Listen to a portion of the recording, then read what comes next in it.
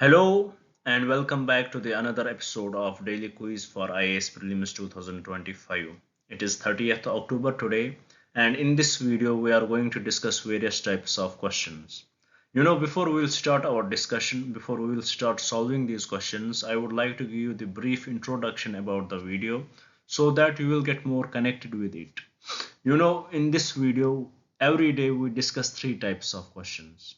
The first set of questions which we discuss in this video are taken from the current affairs topics. You know what we do? We take up the most important articles from the newspapers, we break them down into the simplest language possible, and we derive the prelims based questions from those articles and we discuss them here so that it will give you the idea how the questions can be asked from these current affairs topics. So this is the first set of questions which we discuss here. And after discussing the current affairs related questions, we jump towards the static portion topics. Every day we discuss a static topic here, and we had started with Indian polity, and we are right now discussing the fundamental rights in Indian polity. So what we will do, we'll discuss a topic from the fundamental right and derive a prelims based question from that article, and it will give you the idea how from a discrete topic a question can be asked in the exam. After discussing these static topic questions and the previous year questions, we will jump towards the last part of our discussion where we will discuss few previous year questions. We will try to find out the ways and methods by which we can solve those questions, and also we will try to find out how we can implement that knowledge in the upcoming exam. So this is in a nutshell about the video what we discuss here. Now, before we will start solving these questions, I would like to request you guys few things. First of all, please watch the full video. It is going to be very much important for you. As I already told you, what are my sources of these questions. And the good thing about this is it is the same source which is used by the UPSC examiner.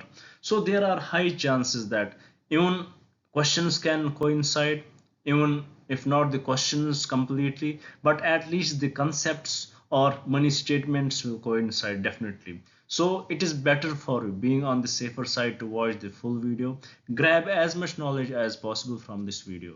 And another thing which I would like to request you guys, please do follow it.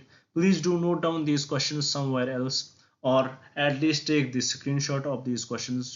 It is going to be very much important for you. If you have these questions with you, you would just when your exams would be near and you would want to revise the current affairs, but that time won't permit you because the time would be very much limited. But if you have these questions with you, you would just revise these questions, and these questions would definitely connect you with the current affairs, and it will definitely boost your confidence before entering the exam hall, and it will definitely help you in clearing the exam. So this is what I want from you to note down these questions. And at the last, I would like to request you guys, please do subscribe the channel and share it with your friends so that they may also get benefit from this video. Now without any delay, let us try to solve the questions here. The first question, it is about the income inequality in regional inequality in regional economic divide between north and south. So why we are discussing this question, because there was an article in the newspaper today which basically discussed what are the various reasons of this divide, of this regional divide in the Indian economy, in the economy of the different states, of the northern states and the southern states. So here we had brought a discrete question with respect to that, so that it will give you the idea what are the major reasons why the southern states are more developed compared to the western, compared to the northern states or central Indian states. So what are the reasons for that? So with respect to this, let us solve the question here. The first question says, which of the following factors has contributed significantly to the economic divide between the northern and the southern states in India? So what are the basic reasons for that? First, the first statement, it says historical legacy of colonial rule, 100% correct. This is one of the reason that there is the economic divide between the southern states and the northern states of the India. The legacy of the colonial rule, it is the one of the major reason for this divide. Second, variation in natural resource environment, 100% correct. Endowments, 100% correct. The natural resources are very much different. The geography is different between the southern Indian states and the northern states. Southern Indian states are majorly, you know, they are majorly coastal states, and we know any state which is near the sea has the better development because it was connected with many countries with respect to the trade, and it has led to the development of that particular state. So that gives the extra benefit to these southern states as well as to these coastal states, and also the natural resources which are available in these particular areas. Then after that, the another reason here given is difference in state level governance and policy implementation. 100%, this is 100% correct. How we had seen that how different states in the southern India has implemented the policies with respect to the curbing population, and how the northern Indian states had failed to do so. So this has also led to the developmental rise in these different states, in these different regions. This has led to the more development in the southern states as compared to the northern states. Then the fourth reason given here is access to education and skill development. 100% correct. The access to the education and skill development, the governments in the southern states, they had invested much in education as compared to the northern states, and this has led to this divide in the this has led to this economic divide. So with respect to this question, all the four statements are correct. So with all the four statements given here are correct, and from the code given below, the correct code would be option D. So I think by solving this question, we had got the basic idea about the economic divide in the between the northern and southern states in India. Let's move to the another question and try to solve that. Let us see what does the another slide bring us. Here the question is about the Myanmar border. Why we are taking this question, because in the article it was mentioned uh, about the civil war which is going on from last 3 years in the Myanmar. So how the military junta, they had controlled the Myanmar from years, but between 2010 to 2020 it was somehow neutralized by the democracy, but after 2021 it went back to the military junta, and how it got the resistance from the pro-democratic parties and also rebel groups. And now how this scenario is changing, how earlier the military junta was the major controller, and how from 2023 to 2024 they are losing their power in this particular area, how the rebellion groups, they are gaining their authority there, how slowly and steadily they are gaining their authority in different regions in the Myanmar, and how it is estimated that after a few months we can see the total collapse of military junta in Myanmar. So this is the article which actually discussed this whole story, and it also discussed how the different countries can approach this approach this particular situation in a different way, especially the ASEAN countries and the India, how they can collaborate and approach to this this situation in Myanmar, how they can curb this unrest in Myanmar. So with respect to this, we need to know what are the states. A geographic based question can be asked from this. What are the states which are bordering Myanmar? So it becomes important for us to know that. So here the question says, you know, question says which of the following Indian states share a border with Myanmar? Arunachal Pradesh, 100% correct. Nagaland, 100% correct. Manipur, correct. Mizoram, correct. So with respect to this question, all the four states share border with Myanmar. So from the code given below, the correct code would be option B. With this, I hope you had, you would had already you would be already knowing about what is the situation in Myanmar. So here it was a little recap about that, and also to give you the brief idea what are the states which are bordering Myanmar. So with this, let's move to the another question and try to solve that. Here the question is with respect to the so agreement which India has recently signed it with. We need to know with which country India has signed this agreement. Now let us see what the question says. Recently India has signed a security of supply agreement with which country? So with which country India has signed it? Has it India signed it with Russia? No. China? No. Ukraine? No. Definitely US. India has signed this agreement recently with USA. So this was the little update in the newspaper which I think you should know about it. You know, such questions may be asked in the exam. After that, let's move to the another current affairs based question. It is about the as here the question says, which of the following statements about the Narcotics Control Bureau is are correct. It is about this Narcotics Control Bureau. Why we had brought this question here? Because NCB has busted meth lab in a joint operation with the Delhi police. They have found how the Mexican drug cartels are involved in it. So with respect to this, we need to know much about the Narcotics Control Bureau. About here, as the statements say, the first statement, the NCB is the premier drug law enforcement agency in India. 100% correct, nothing wrong with this statement.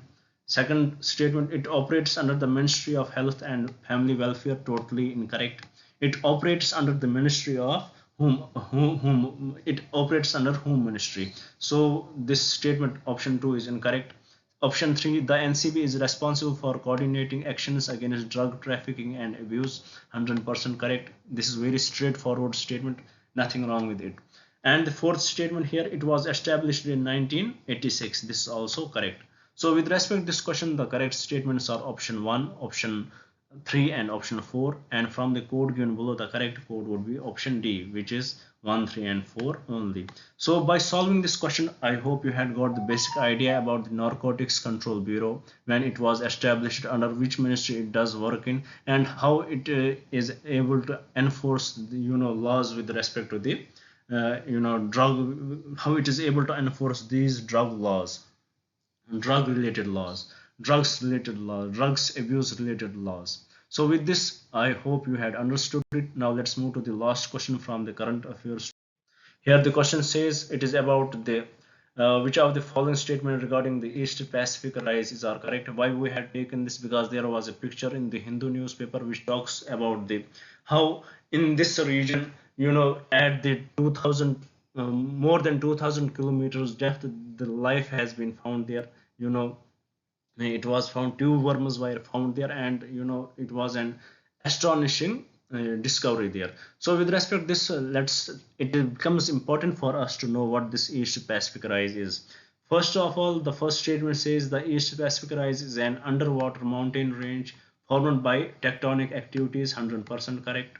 Second statement, it is located along the Pacific Ocean floor and is a divergent boundary between the Pacific plate and the North American plate. 100% correct, nothing wrong with it. The third statement, the rise is known for its hydrothermal vents which support unique ecosystem. This is also correct, it does support this unique ecosystem. Fourth, it is the longest continuous mountain range in the world.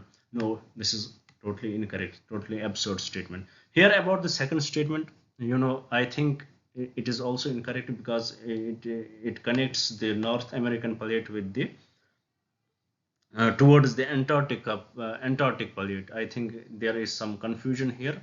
So let's mark it incorrect. We will see it and solve it. I think this statement is incorrect because it connects North American plate with the Antarctica plate. So this statement is also incorrect. So with respect to this question, the correct statements are option 1 and 3 only, and from the code given below, the correct code is option D. With this, we had completed the questions with respect to the current affairs. Now let us shift our approach towards the static topic, which is Article 28 today. Let us solve a question on that. Here the question says, which of the following statements regarding the Article 28 of Indian Constitution are correct? First statement, Article 28 prohibits religious instruction in educational institutions maintained by the state. 100% correct. It prohibits it. If any institution is maintained by the state, then the religious instructions can't be given there. Second statement, it allows for religious instructions in educational institutions that are not receiving government funding. 100% correct. If any institution it is not receiving government funding or is not recognized by the government, then they can give these religious instructions. So second statement is also correct. Third statement, Article 28 applies only to minority educational institutions. No, it does not apply only to minority educational institutions. This is incorrect. It applies to every institution. It does not apply to the minor. It does not only apply to the minority institutions. In fact, under Article 28, if there are minority institutions which are controlled by the minority religions, then they can give their, they can give these, religious sermons there. So this statement 3 is totally incorrect. Now coming to the last statement, it says the article is part of the fundamental right enshrined in part 3 of the Indian Constitution. 100% correct. So with respect to this question, the correct statements are statement 1, statement 2 and statement 4 only, and from the code given below, the correct code would be option B. Now with this we had completed the static topic question also. Now let us shift our approach towards the last part of our discussion, where we will solve some previous year questions.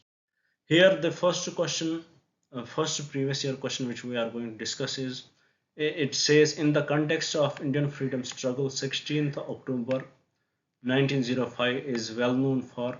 Definitely the partition of Bengal took place. So with respect to this question, the correct statement is option B. It is partition of Bengal took place 16th October 1905. Now coming to the last question. Here the question says the instrument of instructions contained in the Government of India Act of 1935. In the Government of India Act of 1935 there was instrument of instructions have been incorporated. It has this instrument of instructions have been incorporated in the Constitution of India, in the Constitution of India in the year 1950 as has it been inducted as the fundamental rights? No. Has it been inducted as extent of executive power of the state? No. Conduct of business of the Government of India? No. Definitely it is the directive principles of the state policy. So with respect to this question, the correct answer would be option B. So these directive principles of state policies, if it we will find them in the Government of India Act of 1935, it would be as instrument of instructions. So with respect to this, the correct option is option B. Now with this we complete today's discussion. I hope you would like the video. I hope you would share it with your friends, and I definitely hope you would subscribe the channel, and please do share your valuable comments in the comment section, and you can criticize us. Please do write what else should we bring for you guys. Thank you for watching the video. Thank you very much. Have a nice day.